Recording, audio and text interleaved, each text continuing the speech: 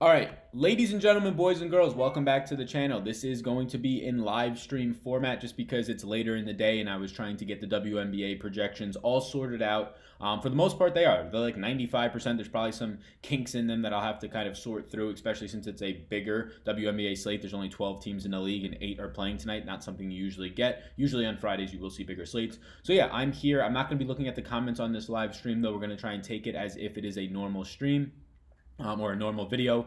And then moving forward in the mornings, I will have these WNBA slates starting tomorrow coming out with the MLB slate since the NBA is over. So a couple of things I've spent really all day today building out, updating the projection sheets, getting DVP to work in a way that I liked it to, getting the minutes projections all sorted out, catching up on these 6-7 games that each team has played this year, and I feel good about it. I like this. I believe that projection systems are few to come by and expensive. If you do want to try and find them in the WNBA, there's like 2 sources, maybe only one, where you can actually get WNBA projections this detailed. I have them on my Patreon. They're officially up. 2 people already asked me. 2 people already got them. You can go over to Patreon. It's linked down in the description below if you want these projections. You can see them. This is exactly it, over my shoulder. I'm not going to be doing this format every day. I just kind of want to show everybody what the case is. I'll probably do it for the next couple of days, but then I'm going to go more towards the NBA format for my videos. So what that was pretty much me showing any potential injury news that was impactful, showing the Vegas lines, and we kind of have another, the return of, and it's not going to be as detailed, but the return of the target offense sheet. Again, you can see not as detailed yet, but you can see the layout that I'm going for.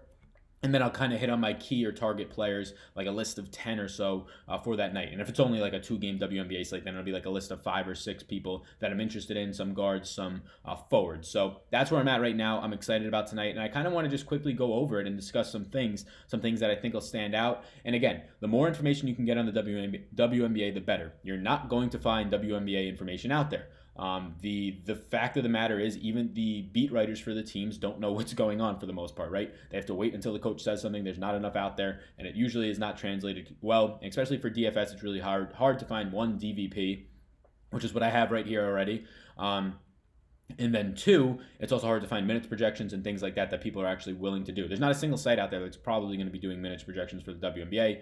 I'm going to be doing them, and on a 4-game slate, it's as hard as it will get, but I'm excited about that. So big things to start off. People don't know who these players are, and if you've been watching it a little while, then I guess you do and you know what's going on. But if you're just trying to hop in now that the NBA is over, it's important not to just play a bunch of money right away, right? The WNBA doesn't have huge contests. There's a $10,000 to first tonight for a $5 buy-in. Maybe you could use some of your crowns to get into it and test out the waters. Play some 25 cents, some free entries, just to kind of get familiar with what's going on. Check the past stat sheets, see who checks in for who if you possibly can. But for the fact of the matter, the best players in the WNBA are going to be forwards. They're going to be the most consistent, but you'll see on this slate that we have Bonner, who is, and sorry if I pronounce names wrong, I've watched like 1 WNBA game this year, and they're just hard to watch. But we've seen Bonner play extremely well. I have her projected for 49.5 points tonight. I have her projected for the most points on the slate. Couple things here. I have her projected for big minutes at 35. She's been playing huge minutes, so there's a combination of a few things to why she's playing so well. She's scoring all the points. So as a point guard, shooting guard, she's averaging over like 22, 23 real points per game, picking up double-doubles left and right with the assists. And when you're on the court for 35-plus minutes a game, that's going to happen. This year, she's been on the court for, and again, only through 5 or 6 games, 34 and a half. I have her at 35 minutes tonight, right around what the average is when you break this all down. Again, my minutes projections for each team add up to 200 minutes. There's 40 minutes in a WNBA game, not 48 like NBA, 40 minutes in the game, 5 girls on the court at the same time. So there you go, 200 minutes overall. So that's how I have her minutes breaking down today at 35 minutes. And I'll be honest with you, I'm in the neighborhood of fading tonight, Bonner. And if we can get just a 40-point performance out of her, which is a shooter, she's a shooter, and she relies on assists, which means her other teammates, we can be in business here. So what I'm trying to do, and I'll kind of go through it, is when you're building out these lineups, when you have your utility spots, your 5 girls that you're choosing, make sure your utility spots more times than not are going to feature a forward and a small forward, power forward combination. You don't want, similar to the NBA, you want as many big men, you want as many big or tall or power forwards, 4 and 5 positions in the WNBA in your lineups, and that utility spot is the way to do it. What I'm looking at today is Liz Cambage. Liz Cambage is going to be very interesting today. People who don't know WNBA, and which is 95% of the people playing it, are going to look at the stat sheet, not play her based on her price point. Keep in mind, this is going to be her 5th game now, and she continues to see more minutes. 19 minutes 2 games ago, 25 minutes in the last game, and played really well. In 25 minutes, scored 38 fantasy points. This is a 1.5 fantasy point per minute producer. Yes, one of the best players in the WNBA. Liz Cambage tonight, I have projected for her first 30-minute game of the year. She's $10,600. She might be my favorite play on the slate tonight.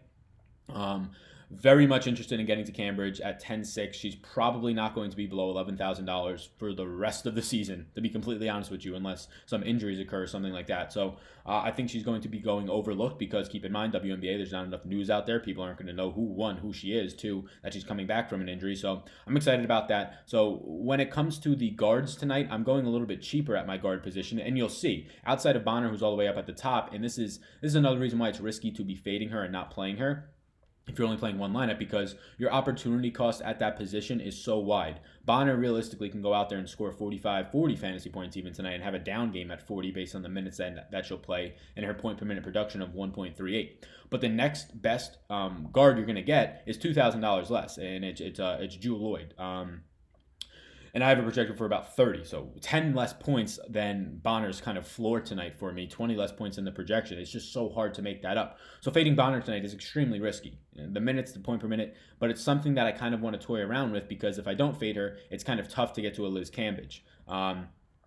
Next up that I kind of want to touch on, I'm just going to touch on a couple of key things that I want to talk about. Bonner is a great play tonight, but if you want to get some sort of leverage on the field, not playing her could be the way to go. Justin Thomas is teeing off in golf. Perfect. I have him. We need him to make the cut. And I do like Liz Cambage a lot today at 10-6. It's way too cheap, like I mentioned. I have her projected for her first 30-minute game, and if that happens, 40 points is a given at that point almost. Going down a little bit more, Jonquel Jones, 1.46 fantasy points per minute, one of the highest, if not the highest fantasy point per minute producer outside of Cambridge on this slate. I like her a lot.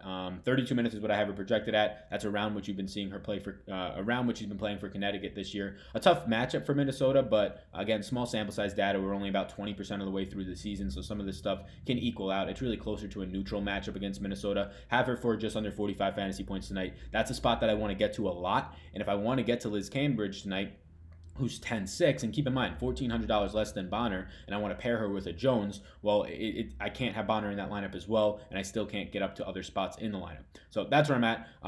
Brittany Griner is fine tonight as well, another power forward, small forward that you're going to want to get into your lineups. She is 10-2. I do prefer Cambridge, but Griner grades out pretty well at 35 minutes. A lot of her production is being taken away from Bonner, but that's not something that I foresee continuing to happen as Bonner plays more and more games in the WNBA. It becomes a bigs league. It's not more so a shooters league. It's a bigs league. I don't think the shooting and the pure volume that she's going at is going to be consistent. Although 4 or 5 games ago, she scored only 12 real points, Bonner, and she still put up a 40-point game due to the assists, due to some of the rebounds. It's ridiculous how productive this player is, and based on the position, it's so tough to fade. Honestly, it's so tough to fade, but I'm going to be doing that in one lineup tonight. I'm just getting back into the swing of things. So I touched on Jewel Lloyd. If you are going to be fading Bonner, Jewel Lloyd makes a lot of sense tonight. A pretty good matchup tonight against Washington. Have her at 34 minutes tonight. Probably going to get some increased run. $10,000 flat. That's fine.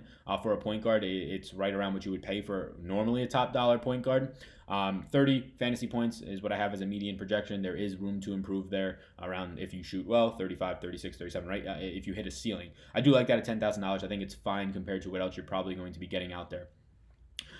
Couple other things that I do want to hit on here. So as we go down a little bit more, Kayla McBride at the point guard position today for Las Vegas. There's some injuries that's going to most likely allow her to pick up more minutes and continue to see an increased amount of minutes. She's averaging 28 minutes on the year, but due to some of these injuries for Las Vegas, I have her at 32 today. I have her grading out really nicely based on the matchup against New York. This matchup against New York is probably the most favorable one that she can get at this guard position. So I have her projected really nicely out today for 35 fantasy points, which is probably a bold number. I'm using some DVP numbers that, again, are a 20% sample size. We're only through 6 or 7 games. But if I'm using those numbers, which at this point I kind of like to, a quarter of the way through the season or a fifth of the way, I do think that Kayla McBride makes a nice play at $9,500. It's pretty close for me in terms of if I want to go to McBride or Jewel Lloyd, who Jewel Lloyd's minutes are going to be more stable, and production is mostly going to be right around the same as McBride. So it's just a matter of who kind of sees. Does McBride see a bump instead of 4 minutes today due to some injuries? Does she see a bump of 6 or 7 if she's playing well? Because then for $500 less, you're probably getting a better player out of Kayla McBride today,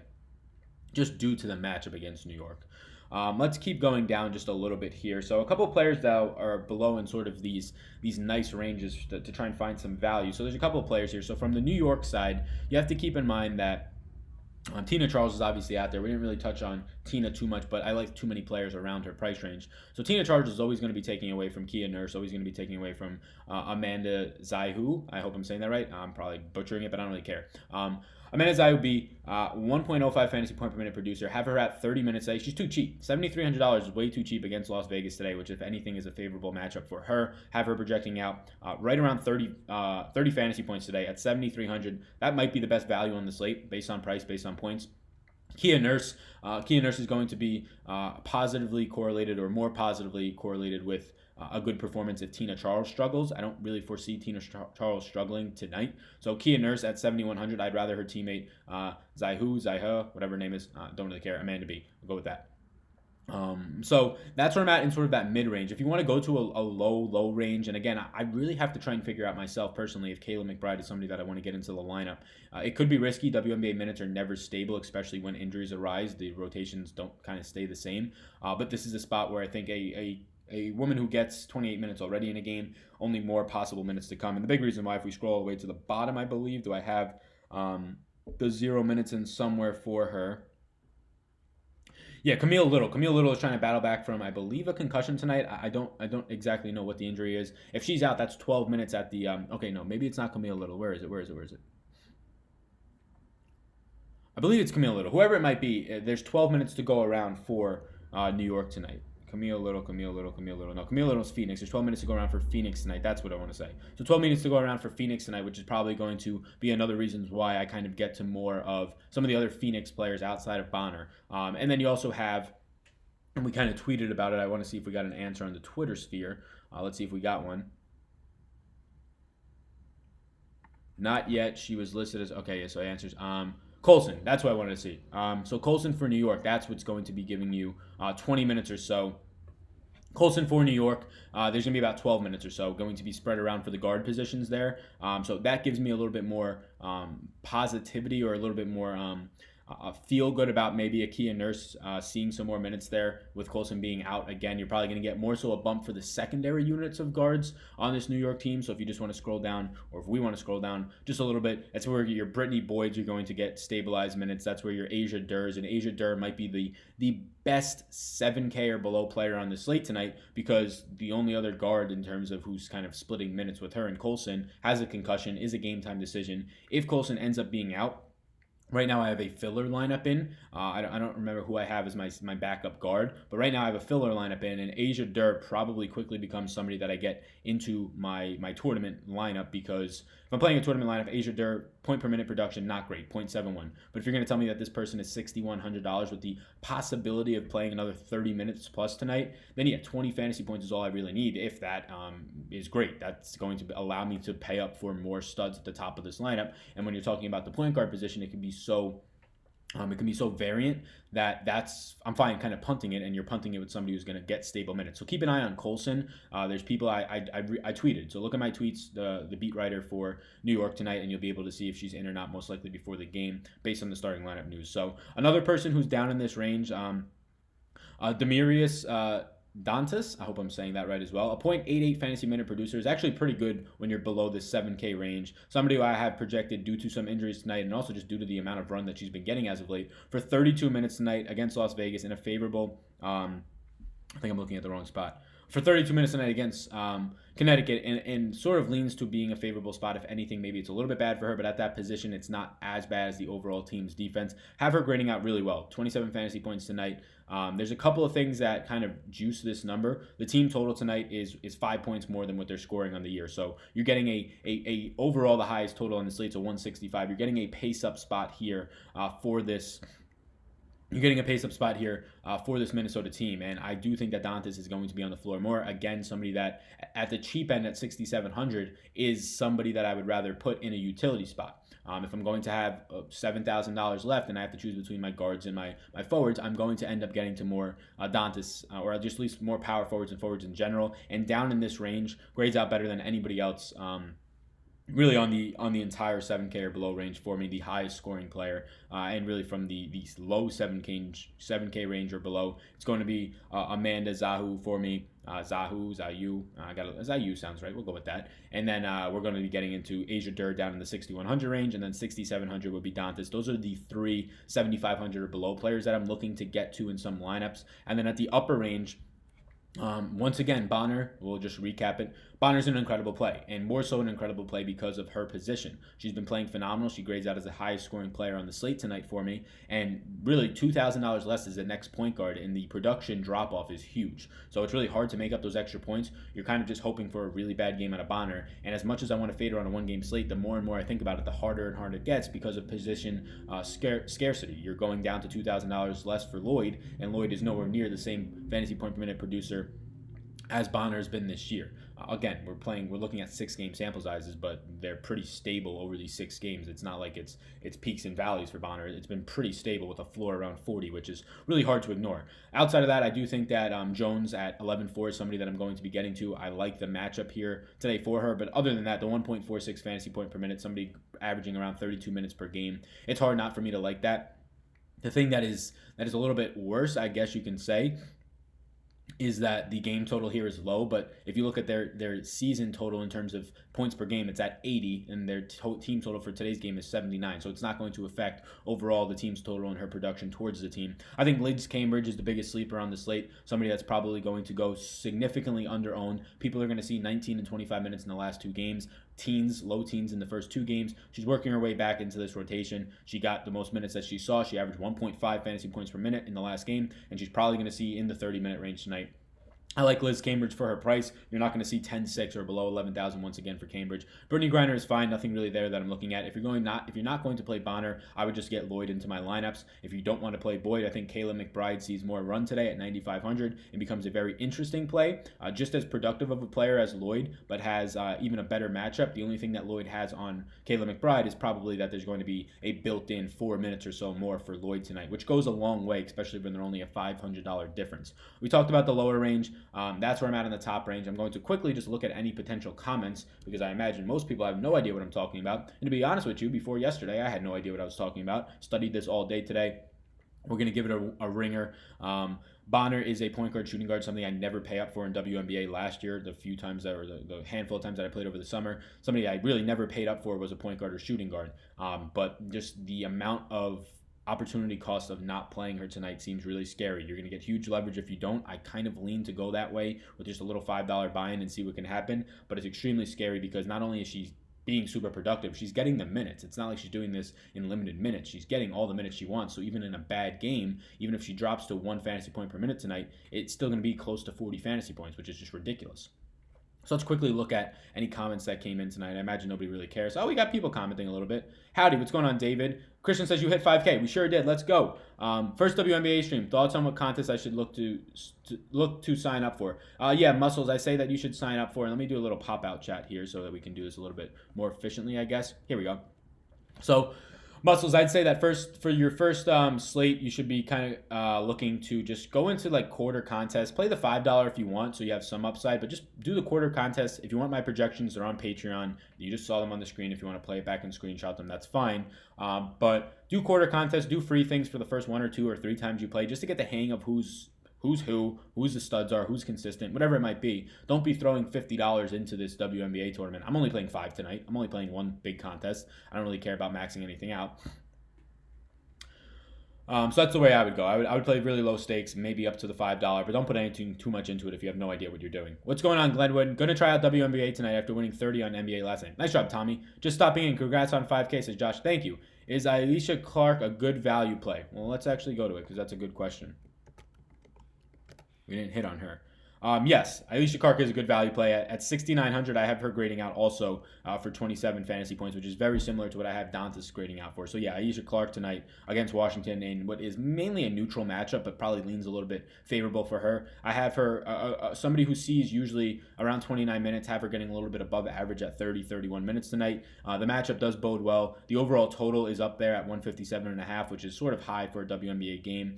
So yeah, I do think that she grades out well, and she's too cheap based on her position positionality and based on her price, or based on her positionality and her point per minute for that range. So yeah, Aisha Clark is a fine play. Good question. Don't worry, Sal. This is my first year playing WNBA, but at least I know all the players now. Excellent, Emmanuel. That's what works. Do you have any lower picks looking in FanDuel? Lower picks? I mean, how low? I mean, I went to 6,100, and I think Durr is definitely fine and definitely capable as long as Colson's out. But yeah, I mean, lower picks below 7K on DraftKings, we named about 3 or 4. So instead of Bonner, what guards are you willing to pay up for? Lloyd, probably Lloyd at $10,000. You have McBride at 9,500. Those are where I would pay up for. There's no other guards, right, above $10,000. It's all small forwards and forwards. So Lloyd and McBride, but keep in mind, I'm not positive yet if I want to fade her. We still have, and I have to do some MLB stuff, but we still have 2+ hours until this all kicks off. It is very scary to fade Bonner because of what I said. I literally have them median projecting out for like a 20-point difference between her and the next guard. Like, how do I make that up? Well, you have to make that up at the forward position. I think Liz Cambridge tonight has a 50-point ceiling on her. If she goes out there, she played 25 minutes in the last game. If she goes out there full run tonight and gives you 34 minutes, she's probably going to put up a 50 burger or really close to it in this matchup. And at 10-6, that's too cheap. At the very minimum, she's going to play probably 30 minutes tonight, and that's still a 40-plus point performance at her price point. I think that's more than fine, and especially at her ownership. Is Alana Deladon the best play on the slate tonight? No, not the best play on the slate. Not in my mind, at least. She is at 10-5 still. So 10-5 for Deladon is way too cheap tonight at 10-5. But no, I don't have her grading out well. The matchup against Seattle is not great. Overall minutes have her bumped up to 33. Her average is 28 on the year. Obviously, we know working back up towards normal minutes. But no, I don't think she's the best play on the slate. I think Liz Cambridge is probably the best high $10,000 or above. I think Liz Cambridge is probably the best play on the slate in terms of cheapness. I'm fading Bonner for Brianna January. She starts and plays over 30 minutes, right? Jesse says. Yeah, so I think fading Bonner, if you're going to be doing that, then so you're going to be probably going down most likely in overall salary all the way down to 5,700. Wow. Yeah, she starts and plays 30 minutes. I have her at 32 minutes tonight. I have her scoring 22 fantasy points in a matchup that is not that great against LA. A 0.67 fantasy point per minute producer, averaging 32 minutes on the year. Yeah, Brianna January, if that's where you want to fade Bonner for. I mean, it's crazy to think that that's literally a $6,000+ difference. Yeah, January is somebody that actually, the person who asked about FanDuel, is a really good play. I honestly just didn't scroll below 6K. Obviously, you can continue to scroll the more you want down here. But yeah, that's it in terms of players who score around 20. So yeah, January is a good play. I have January grading out for 22.21 fantasy points. I actually have another player who I think sees increased run for LA today due to potential injuries. Ruffin Pratt. I have Ruffin Pratt playing 28 minutes tonight. She's averaging 22, coming off of a big game with a favorable matchup, 0.95 in a small sample fantasy point per minute producer. Have her grading out better than January. I probably go to Pratt at 5,400 over January personally, but I think they're both fine plays. Another decent play down in this range would be Mitchell. I have for 25 minutes tonight against LA. Not a great matchup, but just the amount of minutes that you're going to get out of her, 20 fantasy points is realistic at a very favorable price point of $5,100. You can do whatever you want at that point. So yeah, January's fine. Offers not as much upside, I would say. She's just a bad point per minute producer, but I think Pratt offers more upside if she can continue to see these minutes due to potential injury concerns that we have tonight. So that's where I'm at there. Liz has to share the workload with Wilson and McBride, plus possible blowout against. Yeah, so I don't factor blowouts. If you followed me during the NBA season, I don't factor blowouts at all. If there's a blowout, it's probably because Liz is playing really well tonight. And Liz sharing the workload, I think that you have to have it the other way around. I think McBride and Wilson are the ones that have to share the workload with Liz when she's fully healthy. This is one of the best players in the game. And at that small forward, power forward position, seeing increased minutes. Keep in mind, a 1.5 fantasy point per minute producer in very limited run, of course. But that probably stabilizes not too far off from that. So, yes, Zayubi. Let me know how to pronounce it. Is it Zayu? Zaya? Is it silent? Zayabi? Yeah, I think that she's great. She's my favorite mid-range play tonight. She has been playing lights out. She's going to continue to get increased run. She's my favorite mid-range play, I believe, at 7,300. But, Johnny, for me, Liz, in terms of sharing the load, I don't see it like that at all. I see it the other way around. Liz is the alpha on that team, I guess you can say, in my mind, and the positionality is great. Tommy Hoy says, what about Collier? Honestly, Collier, no idea. Nothing about that has come across my mind yet while analyzing all of this. $7,500. Grades out decently, not as much as Wnba B for me. 26.4 fantasy points, 32 minutes. The matchup is really what gets it against Connecticut. Not as great as you're going to get for Wnba B. I'm just calling her Wnba B now at this point. And not as good point per minute wise. 0.86 point per minute at 7,500. I think there's a lot of better players in that range in terms of the point per minute production that you're seeing and just the overall matchup. All right, gang, I just want to do a quick live stream. If you're watching this on the replay and you kind of got some of that Q&A, this is going to be in the mornings and 4-game slate, so I had to kind of put together the minutes a little bit quicker. But it's up on Patreon if you want the full projections, not only for today, every single day, including showdown slates. I will have the projections for the WNBA. MLB will also be there. Golf will also be there. There's a package on Patreon where you can get everything that I offer. So check that out on Patreon if you're interested. I will be doing videos in the morning every day. I will not be showing the full projections like I did today. But overall, I will be putting out content in a way of just showing my early interests like I do for the NBA, a target offense sheet, and go from there. So, yes, excited. WNBA is here. People ask me about it all the time, and I said, yes, I will get to it after the NBA season is over. The NBA season ended last night, so we are now here. So thank you guys. Thank you, girls, so much. Hit the like button. Comment any other questions you have. Follow me on Twitter at SalVetriDFS. Patreon is linked down below. You can go there and get these WNBA projections. And if not, if the projections aren't there, let me do this now, actually. I will share the link in this YouTube chat. So this should be able to be seen by everybody in here right now. So thank you so much. I appreciate it. If you have any further questions, hit me up on Twitter if I didn't get to them today. Best of luck tonight. Somebody take home 10K. Peace out, gang. Woo! Wrong way.